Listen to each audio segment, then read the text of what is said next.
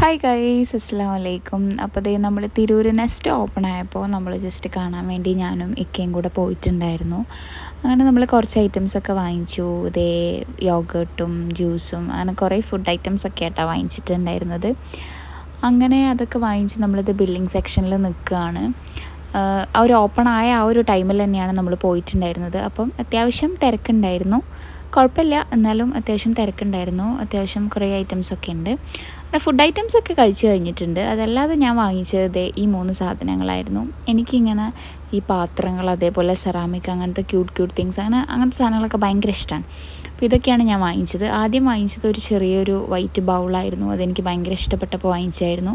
പിന്നെ വാങ്ങിച്ചത് ഈ നല്ല ഭംഗിയുള്ള ഈ ഒരു സ്മോൾ വേസ്റ്റ് ബാസ്ക്കറ്റാണ് കേട്ടോ. നല്ല രസമുള്ള ഒരു ലാവൻഡർ ഷെയ്ഡുള്ള, നമുക്കിങ്ങനെ ടേബിൾ ടോപ്പിലൊക്കെ ചെറിയ ചെറിയ വേസ്റ്റൊക്കെ ഇടാൻ വേണ്ടിയിട്ട് യൂസ് ചെയ്യാം.